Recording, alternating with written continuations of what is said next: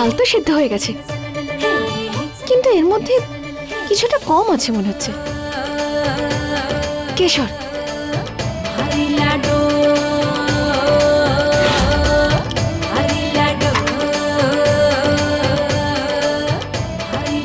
আসল জাদু তো কেশরের মধ্যেই আছে। এবার রান্না সম্পূর্ণ হলো। দেবী মাকে ধন্যবাদ, দেখতে তো অসাধারণ হয়েছে।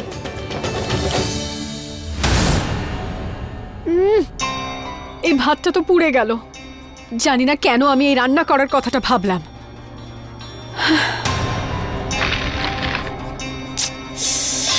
কি করি এবার, কি করি? যখন সোজা আঙুলে ঘি না ওঠে তখন আঙুলটা একটু বেঁকিয়ে নিতে হয়। এটা বড় বড় লোকেদের কথা।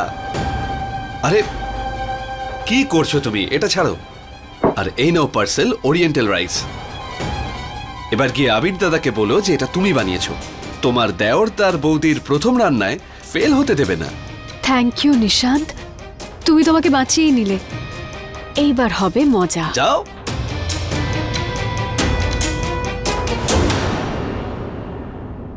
মজা তো এবার হবে যখন দাদুর থালাতে বৌদি নাম্বার 1 কেশর রাইসের সঙ্গে বৌদি নাম্বার 2 এর ওরিয়েন্টাল রাইসও আসবে। আরে দেখো না তুমি, বাবা ঠাকুর সকাল থেকে কিচ্ছু খায়নি, বিধির প্রথম রান্নার অপেক্ষা করছে। শোনো না বৌমা, আমার পেটে যদি খিদে থাকে তবে তো খেতে পারবো। ভানু দিদির হাতে তৈরি, এত বছর ধরে আমি এর স্বাদ গ্রহণ করছি। বলছি ঠাকুরদা, ও কিন্তু বিধি, বুঝলে? তুমি বারবার ওকে এই নাম ধরে কেন ডাকো? মনে হচ্ছে তোমার বয়স হয়ে যাচ্ছে। কি বলছো তুমি? আরে দিদি আর কেউ নয়, ভানু দিদিরই পুনর্জন্ম। কি সব বলছো তুমি? হ্যাঁ, এসব পুনর্জন্ম টন্ম সিনেমাতেই ভালো লাগে। আর যদি সত্যি তাই হয়, তুমি এত বিশ্বাসের সঙ্গে কি করে বলছো? কত দিন ধরে অপেক্ষা করছে এই দিনটার। আরে আমার বিশ্বাস না হলে কার বিশ্বাস হবে? বাবা ঠাকুর, কিন্তু এই ভানু দিদি কে? ভানু দিদি আমার আদিনাথ দাদার ভালোবাসা ছিল। ঘটনা সেই সময়কার, যখন আমি খুব ছোট ছিলাম।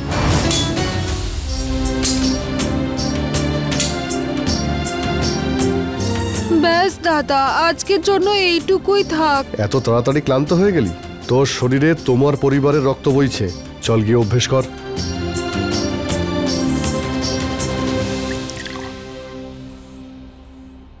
অলোক, কি হয়েছে? ভানু দিদি, তুমি তো নিশ্চয়ই জানো গ্রামে এখন মেলা শুরু হয়েছে। আমার সব বন্ধুরা যাচ্ছে, কিন্তু দাদা তো দেখছি আমাকে যেতেই দিচ্ছে না। বলছে যে সন্ধে পর্যন্ত তলোয়ার প্রশিক্ষণ করতে হবে, মেলা দেখতে যেতে পারবো না। তাই মন খারাপ। আমি সাহায্য করছি তোমাকে। কি করে? তুমি শুধু দেখো তোমার ভানু দিদির জাদু।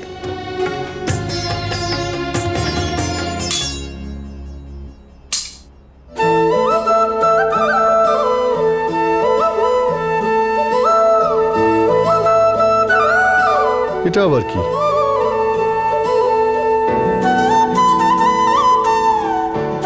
কেশর ভাত। আমিও খেয়ে দেখতে চাই, নিয়ে এসো।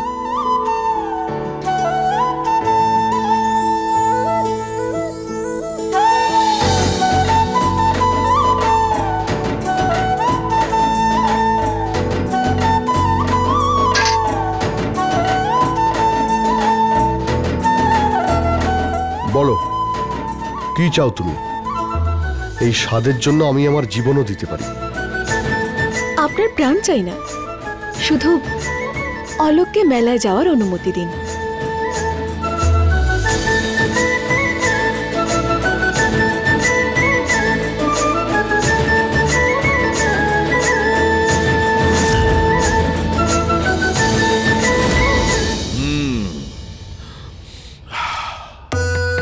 বিধি বৌমা খাবার তো বানাচ্ছে, তাতে ভাত তো হবেই।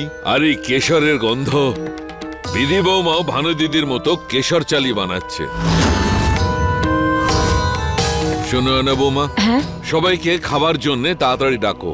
বলবে যে খাবার তৈরি আছে, আর বিধি বৌমা কেশর ভাত তৈরি করেছে। আজ দেখা যাবে আমার ভানু দিদির হাতের জাদু।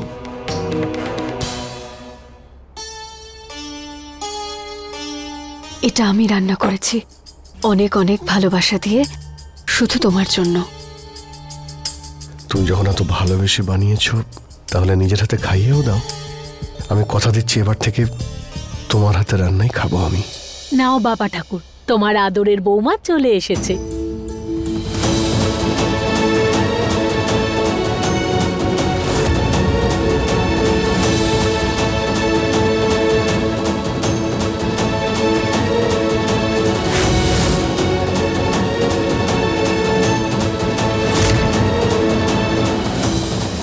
জাস্ট ওয়েট অ্যান্ড ওয়াচ বিধি, কিভাবে আমি তোমার জীবনটাকে নরকে পরিণত করি। আবিরের কাছে যাওয়ার চেষ্টা করছো তো তুমি, সেটা আমি কখনোই হতে দেব না।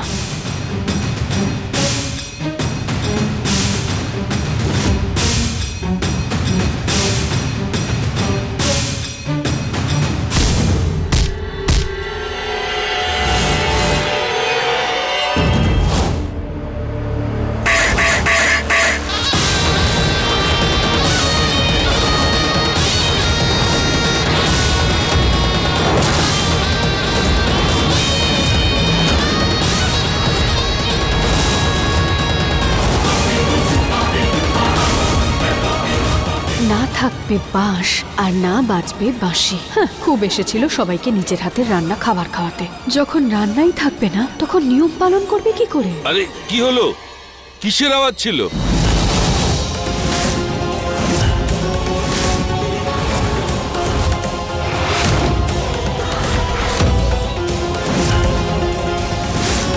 আরে আমি জিজ্ঞেস করছি কি হয়েছে, কেউ উত্তর দিচ্ছে না তো। বাবা ঠাকুর, দিদির হাত থেকে হাঁড়ি পড়ে গেছে। আর আর আর কি? আর ভাত পড়ে গেছে।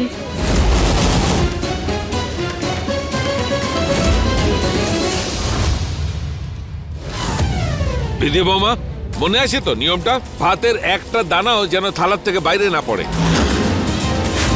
ঠাকুরদা মশাই, ভুল হয়ে গেছে আমার, আমায় ক্ষমা করে দিন। কিন্তু এটা যেখানে পড়ার কথা সেখানে গিয়েই পড়েছে।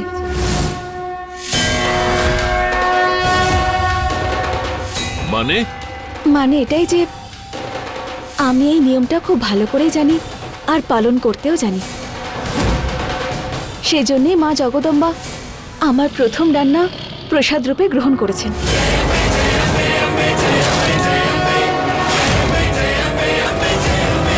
ভাত অন্য কোথাও নয়, ওনার চরণে গিয়ে পড়েছে।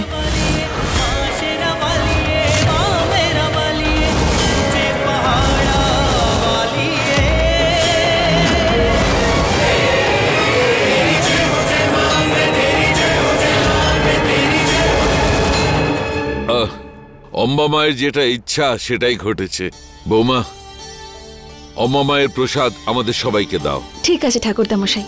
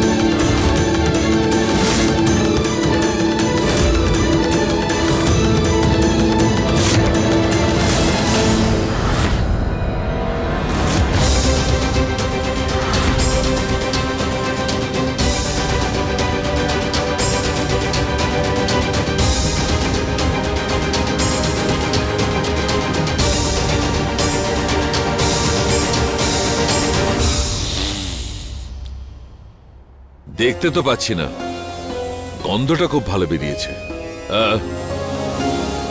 এই দেখ,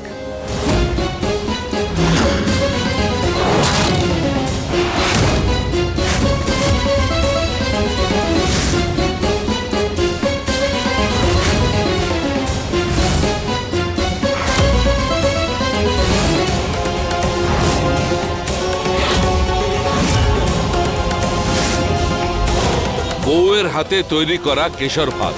প্রথমটা আমার হাত থেকে খা। পত্নীর রান্না করা খাবারে প্রথম অধিকার স্বামীরই হয়। নে খা আর বল কেমন হয়েছে। নে, কি ভাবছিস? খা।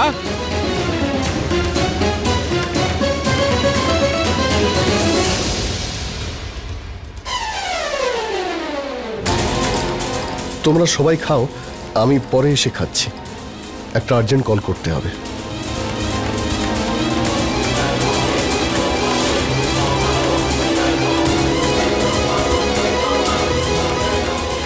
বাহ আবির দাদা, ভালোই কুষ্টি লিখে নিয়ে এসেছো। একদিকে বাড়ির বউ আর অন্যদিকে আরেকজন। কিন্তু আমি খুব তাড়াতাড়ি তোমার কুষ্টি বদলে দেব। এবার শুধু তুমি কর গোনা শুরু করে দাও।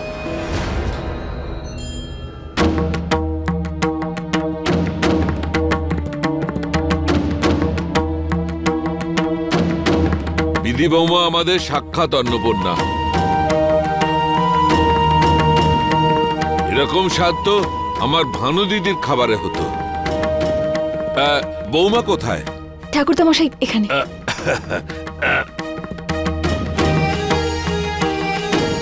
এ নাও বৌমা, আমার সামান্য উপহার।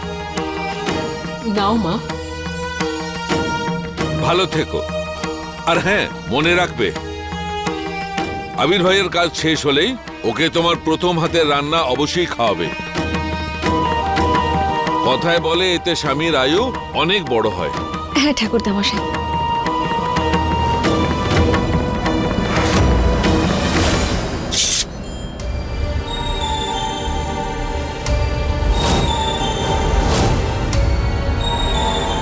আরে আবির, কি করছো তুমি এখানে? তলোয়ারটা আবার র্যাপ করে রাখলে? কারণ আমি এই তোমার পরিবারের যোগ্যই নই ত্রিশালা। আমি এই পরিবারের উত্তরাধিকারী হওয়ার যোগ্য নই। তুমি জানো, যুগ যুগ ধরে তোমার পরিবার সত্য আর সম্মানের উদাহরণ হয়ে আছে। আর এই তলোয়ার সেটার প্রতীক। কিন্তু আমাকে দেখো, আমি দাদুকে সত্যিটা বলতেই পারছি না, আর তোমার ভালোবাসারও সম্মান দিতে পারছি না। আমি হেরে গেছি ত্রিশালা, আমি সত্যি হেরে গেছি। সেই জন্যে আমি ভেবেছি এই তলোয়ারটা দাদুকে ফিরিয়ে দেব। আবির, এরকম কিছুই নয়। এইসব যা কিছু ঘটছে ওই মেয়েটার জন্যই ঘটছে। তুমি সামলাও নিজেকে একটু।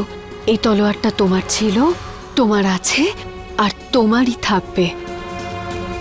আচ্ছা দেখো, আমি কত ভালোবেসে নিজের হাতে তোমার জন্য প্রথমবার রান্না করেছি, আর তুমি এরকম দেখো না, আমি ফ্রাইড রাইস বানিয়েছি, আরো কত রকমের ডিশ বানিয়েছি, ঠিক তুমি যেমন পছন্দ করো। আর এমনিতেও ভালোই হয়েছে তুমি ওখান থেকে চলে এসেছো, নইলে তোমাকে ওই বাজে মেয়েটার হাতের কেশর দেওয়া ভাত খেতে হতো। আমি জানি যে তুমি অন্যরকম ডিশ পছন্দ করো, সেই জন্যই তো তোমার জন্য এত কিছু রান্না করেছি আমি। তুমি আমায় কত বোঝো ত্রিশালা। আমি না বুঝলে আর কে বুঝবে? চলো এবার শুরু করা যাক, কিন্তু এইভাবে নয়, আগের মতো করে। বসো। মানে এটাই যে আমি এখন তোমার চোখ বেঁধে দেব, আর তুমি আমাকে প্রত্যেকটা ডিশ টেস্ট করে বলবে যে সেটা কি, একদম আগের মতো। তুমিও না ত্রিশালা, আমার মন ঠিক করার জন্য কোনো না কোনো উপায় খুঁজে বের করো। আমার প্রশংসা পরে, আগে এইটা দেখি।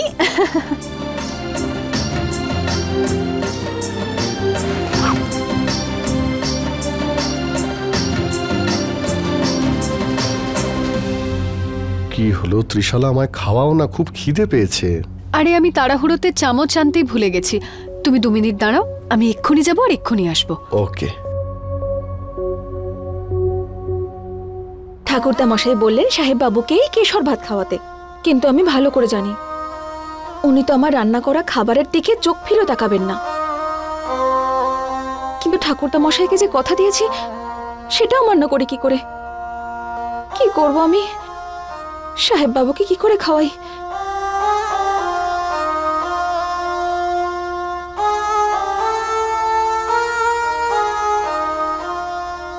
সাহেব বাবু এভাবে হঠাৎ চোখ বেঁধে রয়েছেন কেন?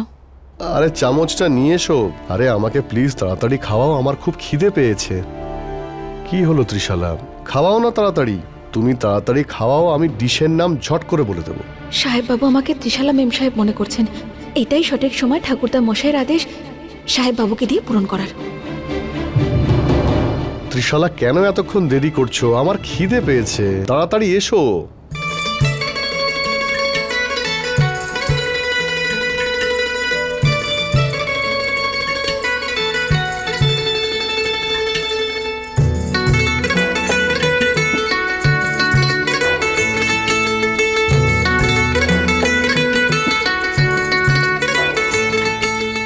এটা তো ফ্রাইড রাইস নয়, এ তো কেশর ভাত।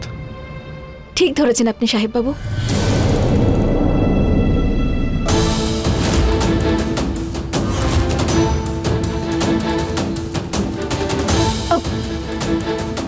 তোমার এত সাহস, তুমি আমার ঘরে ঢুকেছো আর এই বাজে খাবারটাও আমাকে খাওয়ালে।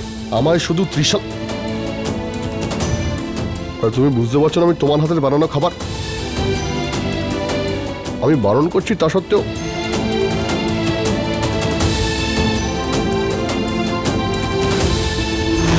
খুব সুস্বাদু হয়েছে এটা ভানুমতি।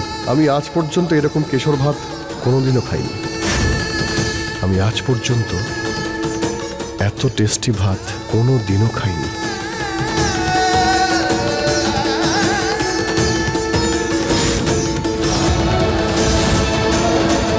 আবির,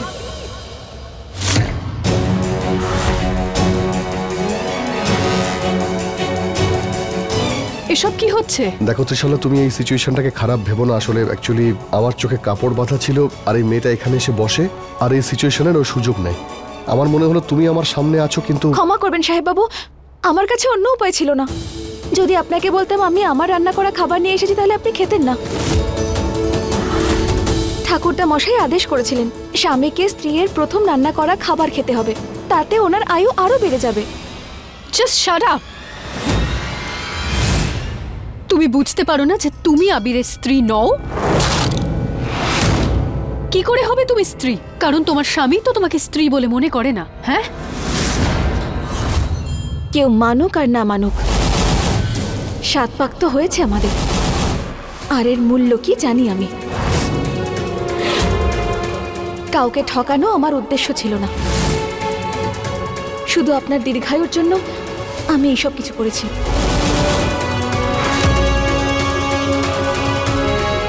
এবার আপনি ওনাকে খাওয়াতে পারেন যা খাওয়াতে চান।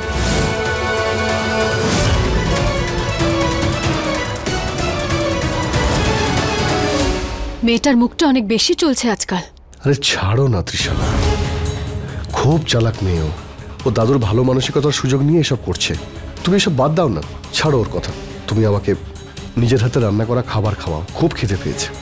নাও খাওয়ানো শুরু করো, খাওয়াও।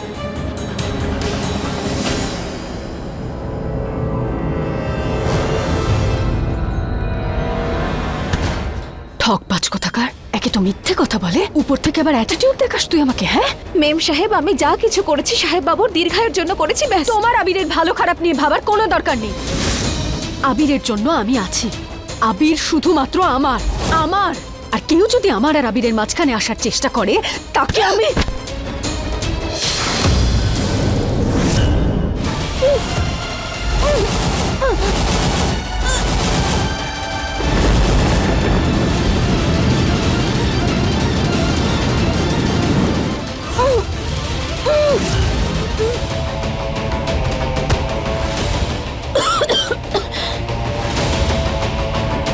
মেম সাহেব, আমাকে মেরে আপনার কি লাভ হবে? আমার যাই হোক না কেন, তোর জন্য তো আমি খারাপটাই চাইবো আর খারাপটাই করব। যেদিন থেকে তুমি আমার জীবনে এসেছো সেদিন থেকে আমি তোমাকে শুধুমাত্র ঘৃণা করি। জানি না কেন আমার মনে হয় তুমি আমার থেকে কিছু কেড়ে নিতে এসেছো। আর কেড়ে নিচ্ছই তো তুমি, কেড়ে নিচ্ছই তো তুমি আমার থেকে আমার আবির কেড়ে নিচ্ছ তো। মেম সাহেব, যদি আপনার ভালোবাসা সাহেব বাবুর প্রতি সৎ হয় তাহলে ভগবানও আপনাদের আলাদা করতে পারবে না। ভালোবাসা একে অপরকে জন্ম জন্মান্তর ধরে জুড়ে রাখে। আর আমার কোনো ইচ্ছে নেই আপনারা সাহেব বাবুর মধ্যে চলে আসার। আপনি জানেন যে আমার কাছে বেশি সময় নেই। আমি কি করে বিশ্বাস করাবো যে আমি মিথ্যে বলছি না? আচ্ছা, একটা উপায় আছে যাতে তুমি আমাকে বিশ্বাসটা দিতে পারবে। কি? তুমি আমাকে এটা বিশ্বাস করাতে চাও তো যে তোমার আবিরের ওপর কোনো ইন্টারেস্ট নেই? তাহলে ঠিক আছে, আজকে সন্ধেবেলায় যে অনুষ্ঠানটা হবে তাতে তুমি থাকবে না। তোমার জায়গায় আমি বসবো।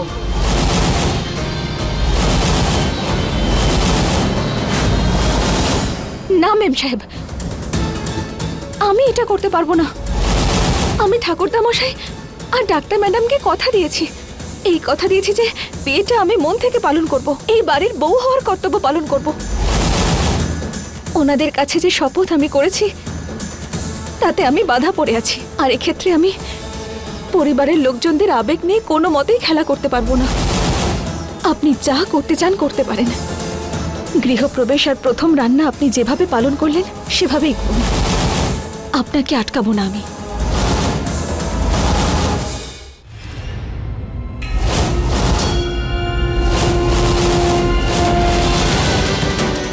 টাকার একটা মেয়ে আমাকে চ্যালেঞ্জ দিয়ে গেল।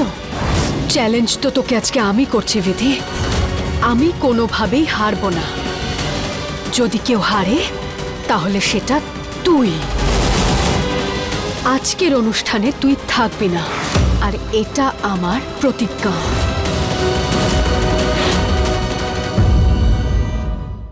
अपने पसंदीदा शो के फुल एपिसोड देखने के लिए अभी डाउनलोड करें दंगल प्ले ऐप।